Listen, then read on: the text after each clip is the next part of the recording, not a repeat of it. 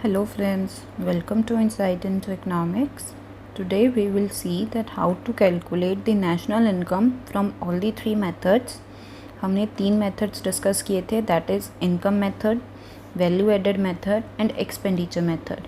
अगर आपने इन तीनों methods की वीडियो नहीं देखी है तो आप चैनल की प्लेलिस्ट में जाकर देख सकते हो. हमने देखा था कि हमें इनकम मेथड से क्या मिलता है, NDP at FC, value added method से मिलता है GDP एट MP और एक्सपेंडिचर मेथड से मिलता है GDP एट MP. अब इन सब से नेशनल इनकम पे कैसे जाएं? नेशनल इनकम होती है NNP एट FC. सो ये हमें मिला है GDP, ये है NDP, ये भी GDP. तो इससे हम NNP एट FC कैसे आएँ?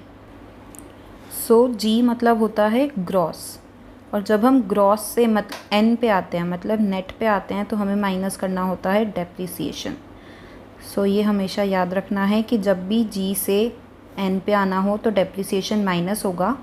सो इस केस में ये हमारे पास N था तो हम डेप्रिसिएशन माइनस नहीं करेंगे, बट इस केस में जो G है इससे NDP एट MP आने के लिए हम क्या करेंगे, माइनस डेप्रिसिएशन. और ऐसे ही इसमें डेप्रिसिएशन माइनस करेंगे तो हमें मिल जाएगा NDP at MP. Okay, now next is, now D means domestic. Domestic क्या, डोमेस्टिक इनकम होती है हमारी वो इनकम जो हमारी within the domestic territories में अर्न हो रही है. वो नॉन रेजिडेंट्स भी इनकम अर्न कर सकते हैं और रेजिडेंट्स भी. उसके बाद आता है national. N means national income. National income वो इनकम होती है जो सिर्फ कंट्री के रेजिडेंट्स अर्न कर रहे हैं. मीन्स वो रेजिडेंट्स कंट्री के अंदर भी हैं और जो आउटसाइड द कंट्री हैं और वो रेजिडेंट हैं इंडिया के, तो वो भी हमारी नेशनल इनकम में काउंट होगी. सो D से N पे आने के लिए, लाइक इसमें D है, इसमें भी D है, इसमें भी D है, तो इस D से, that is the domestic income. अब इस डोमेस्टिक इनकम से नेशनल पे आने के लिए हम क्या करते हैं, NFIA को प्लस करते हैं. NFIA क्या होता है, net factor income from abroad. Means क्योंकि ये डोमेस्टिक इनकम है, इस डोमेस्टिक इनकम में जो फॉरेनर्स हैं हमारी कंट्री से इनकम जो ले रहे हैं वो भी इंक्लूडेड है, लेकिन जो हमारी कंट्री के पीपल आउटसाइड दी फॉरेन में जो इनकम अर्न कर रहे हैं वो नहीं है. तो हम क्या करेंगे, जो लोग बाहर से इनकम अर्न कर रहे हैं वो प्लस कर देंगे जो बाहर से इनकम आ रही है, इनकम फ्रॉम अब्रॉड. और क्या कर देंगे, किस में प्लस करेंगे, ये इनकम जो हमारी इनकम हम दे रहे हैं. जो हम इनकम दे रहे हैं वो होती है net factor income to abroad. जो इनकम अब्रॉड जा रही है और जो इनकम अब्रॉड से आ रही है, तो वो हम इसमें से माइनस कर देंगे तो हमें मिल जाएगा जो हमारी टोटल इनकम अब्रॉड से आ रही है. फॉर एग्ज़ाम्पल, अगर कंट्री के बाहर किसी को 1000 रुपीज़ मिल रहे हैं, सो ये इनकम हमारी कंट्री में आई, हमारे रेजिडेंट ने अर्न की, और उसमें से हम अपनी कंट्री में फॉरेनर को 500 रुपीज़ इनकम दे रहे हैं, तो net factor income from abroad हो जाएगी 500. So this is the net factor income from abroad. और D से N पे आने के लिए net factor income from abroad plus होती है. सो जब इन सब में हम net factor income from abroad plus कर देंगे तो we will get NNP at FC. इसमें जब हम प्लस करेंगे नेट फैक्टर फ्रॉम अब्रॉड तो we will get NNP at MP. और जब इसमें हम प्लस करेंगे net factor income from abroad तो we will get NNP at MP. Now national income जो होती है वो होती है NNP, that is net national product at factor cost. तो हमें ये तो मिल गई. इनकम मेथड में हमें कुछ नहीं करना, हमें NDP एट FC पता होता है, उसमें बस हमें net factor income from abroad add करनी होती है और हमें नेशनल इनकम मिल जाती है. बट ये जो है इसमें अभी भी मार्केट प्राइस और मार्केट प्राइस पे है ये, तो इसको फैक्टर कॉस्ट पे लाने के लिए हम क्या करते हैं, इनडायरेक्ट टैक्सेस जो होते हैं उन्हें हम माइनस कर देते हैं. जब हम इनडायरेक्ट टैक्सेस को माइनस करेंगे तो इसका मतलब होता है कि जो मार्केट प्राइस पे जो वैल्यू होती है वो होती है टैक्सेस को प्लस करके, क्योंकि जो एक प्रोड्यूसर या एक रिटेलर है वो प्राइस किस पे बेच रहा है, जिसमें टैक्सेस ऐड हैं. तो हमें नेशनल इनकम निकालने के लिए टैक्सेस को माइनस करना पड़ेगा तो इसलिए हमें फैक्टर कॉस्ट पे नेशनल इनकम निकालनी होती है। और indirect taxes that is the net. तो नेट इनडायरेक्ट टैक्स निकालने के लिए हम क्या करते हैं, जो इनडायरेक्ट टैक्सेस हैं, इनडायरेक्ट टैक्सेस बहुत टाइप के होते हैं। इनडायरेक्ट टैक्सेस में से जो सब्सिडीज़ आ रही हैं, सब्सिडीज़ होती हैं जो प्रोड्यूसर्स को मिलती है काम करने के लिए, तो सब्सिडीज़ को जब हम माइनस करेंगे तो हमें मिल जाएगा net indirect tax, NIT you can say. So ये होता है MP से FC पे आने के लिए। सो जब इसमें से हम नेट इनडायरेक्ट टैक्स माइनस करेंगे दोनों में से, तो we will get NNP at FC, और इसमें भी हमें मिल जाएगा NNP at FC। So this is all you have to do to calculate the national income from all the three methods। और ये तीनों मेथड्स में क्या क्या इंक्लूड होता है वो हम पहले देख चुके हैं, आप जाके चैनल की प्लेलिस्ट में देख सकते हैं। Now we will do some examples. तीनों ही मेथड के हम एग्जाम्पल से एक एक न्यूमेरिकल्स देखेंगे। For an example of value added method, ये एक न्यूमेरिकल क्वेश्चन है जिसमें अलग अलग चीज़ों के अलग अलग वैल्यूज़ दी हुई हैं। सो वैल्यू एडेड मेथड में हम सबसे पहले क्या करेंगे, वैल्यू ऑफ आउटपुट कैलकुलेट करेंगे। वैल्यू ऑफ आउटपुट कैसे आती है, वो होती है हमारी जितनी भी सेल्स हुई हैं उनको हम ऐड करते हैं। नाउ इसमें क्या क्या ऐड होगा, सबसे पहले तो डोमेस्टिक सेल्स जो हैं हमारी, दैट इज़ दी नंबर 4।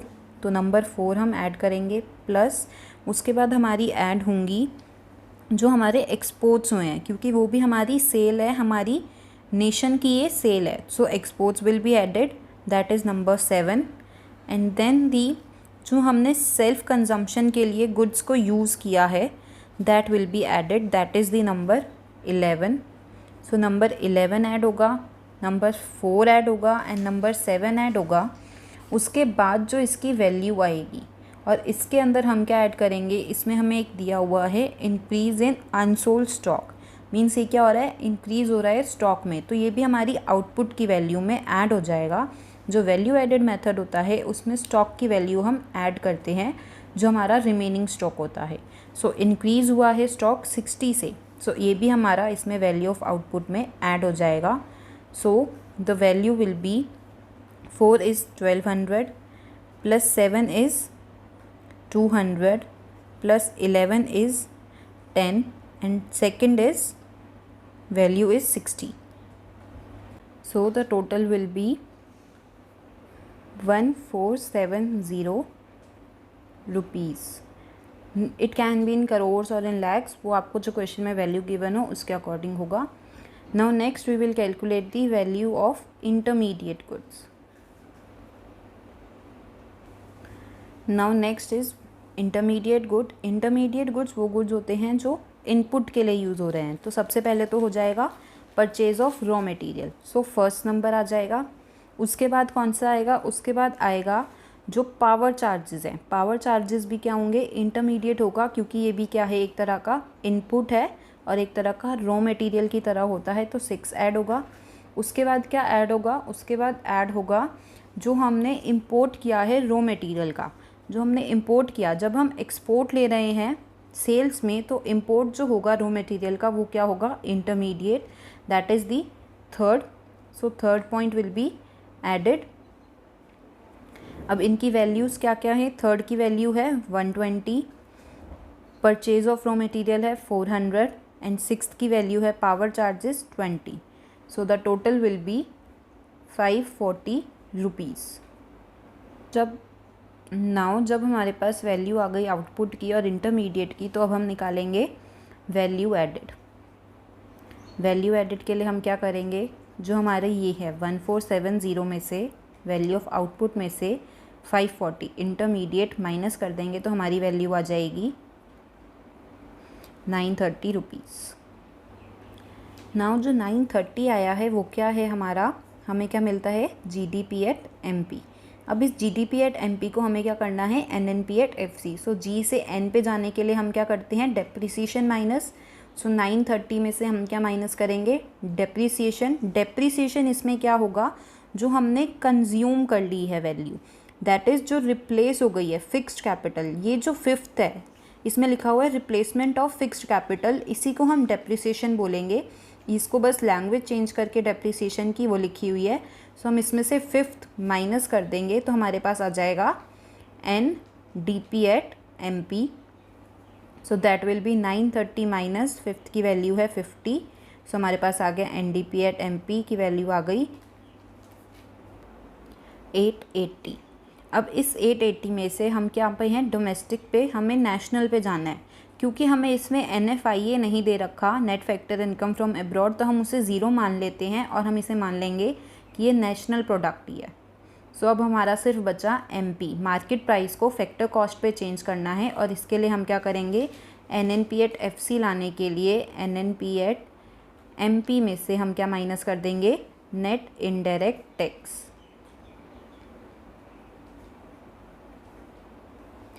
अब जो नेट इनडायरेक्ट टैक्स की वैल्यू होती है वो होती है indirect tax minus subsidy.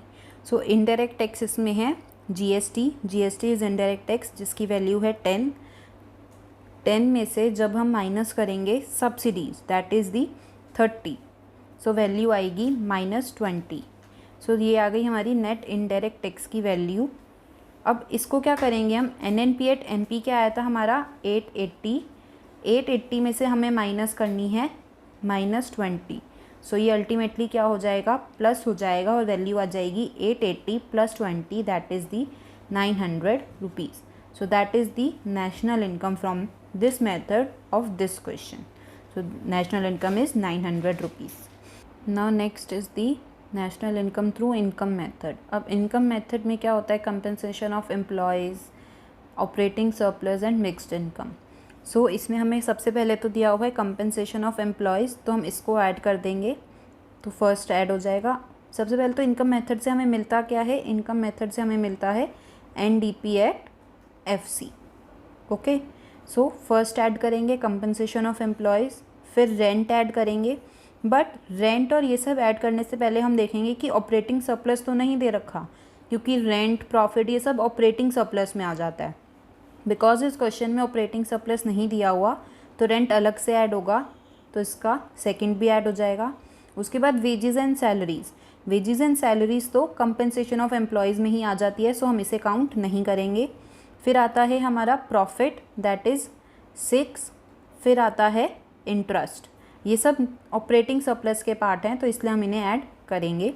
Mixed income नहीं दी हुई, तो अब इनकी वैल्यूज़ लिख लेते हैं. 800 प्लस सेकेंड की वैल्यू है 200 प्लस सिक्स्थ की वैल्यू है 300 और इंटरेस्ट है 100. सो टोटल हो गया 1400 रुपीज़. सो ये तो आ गया हमारा NDP एट FC. अब NDP एट FC में क्या करना होता है हमें, नेशनल इनकम के लिए NNP एट FC. सो हम क्या करेंगे, NDP एट FC में प्लस कर देंगे NFIA. So NDP at FC था 1400 और NFIA कितना है, net factor income from abroad, हमें डायरेक्टली दी हुई है -20. सो ये आ जाएगा 1400 -20, दैट विल बी 1380 रुपीज़. अगर हमें net factor income from abroad simply दी भी हुई है और उसके अलावा भी अगर हमें दिया होता है एक्सपोर्ट या फिर हमें दिया होता है इनकम फ्रॉम अब्रॉड और इनकम टू अब्रॉड, तो हम अलग अलग कैलकुलेट नहीं करते, हम सीधा net factor income from abroad ही लिखते. सो नेशनल इनकम इस केस में हो गई 1380 रुपीज़. आगे करोड़, लाख, जो भी वैल्यू होगी वो क्वेश्चन में गिवन होगी.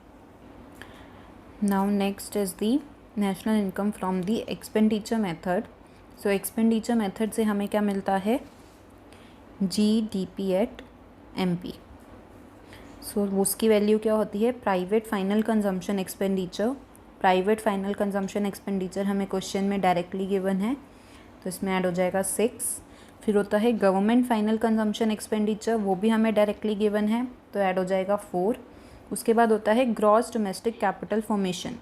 डॉस डोमेस्टिक कैपिटल फॉर्मेशन में हमारी जो कंपोनेंट्स होते हैं, क्योंकि उसमें हमें ग्रॉस डोमेस्टिक कैपिटल फॉर्मेशन नहीं दिया हुआ, सो हम इसके कंपोनेंट्स को ऐड करेंगे, जो कि होते हैं change in stock, business investment, domestic fixed capital formation. So इसमें हमें दो चीज़ें दी हुई हैं, net domestic fixed capital formation and gross domestic fixed capital formation. So या अगर हम ग्रॉस डोमेस्टिक ऐड करेंगे तो हमें डेप्रिसिएशन की वैल्यू चाहिए, जो कि हमें इसमें गिवन नहीं है. सो इसलिए हम क्या ऐड करेंगे, सेकंड नंबर ऐड करेंगे सीधा, net domestic fixed capital formation. उसके बाद ऐड होता है चेंज इन स्टॉक, जो कि किसका पार्ट होता है, ग्रॉस डोमेस्टिक कैपिटल फॉर्मेशन का ही। सो अब हम ऐड करेंगे 7th। फिर क्या ऐड होता है हमारा, फिर ऐड होता है हमारे नेट एक्सपोर्ट्स। नेट एक्सपोर्ट्स की क्या वैल्यू होती है, नेट एक्सपोर्ट्स की वैल्यू होती है, net exports is equals to import export minus import. तो एक्सपोर्ट्स तो गिवन है नहीं, 0 हैं, और इम्पोर्ट कितने गिवन है, 20। सो ये हो जाएगा -20, that will B minus of -20, that will B +20। सो इसमें हमारा ऐड हो जाएगा थर्ड नंबर, थर्ड नंबर को हम ऐड कर देंगे। और क्योंकि हमें यहाँ पे जो है नेट हमने लिया है, तो इसकी वैल्यू भी अब नेट हो जाएगी, जी नहीं रहेगी।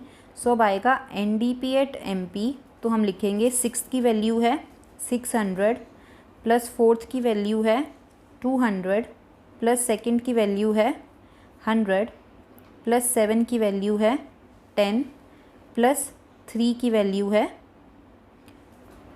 20। हमने ये प्लस इसलिए लिया है, वैसे तो हम नेट एक्सपोर्ट्स प्लस करते हैं, जब हम नेट एक्सपोर्ट्स को प्लस करेंगे तो इसमें हमारा नेट एक्सपोर्ट क्या आ रहा है, 0 -20। सो दिस इज़ +20, इसलिए हमने नेट इम्पोर्ट को प्लस लिया है। हम ये नहीं देखेंगे कि थर्ड की वैल्यू -20 है तो यहाँ पे भी माइनस आए, या तो अगर यहाँ पे माइनस करना है तो हमें -20 करना होगा इंपोर्ट को माइनस करने के लिए। बट क्योंकि हमने नेट एक्सपोर्ट की वैल्यू यहाँ पे अलग से निकाल ली थी, तो इसके लिए हम क्या कर रहे हैं, +20 कर रहे हैं। So total is 930 rupees. Now this is the NDP@MP। NDP@MP से अब हमें आना है NNP@FC। सो NNP@FC हो जाएगा NDP@MP minus indirect tax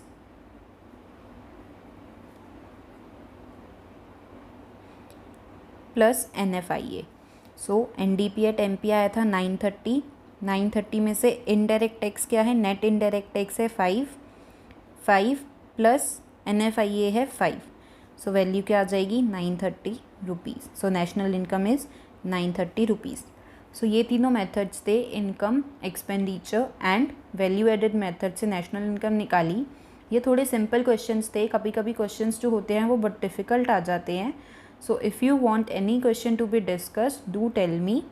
you can either message me on my Instagram account or you can also comment here. And if you have any doubt in these questions, then also do comment. That is all for today. Please do subscribe, share. Thank you.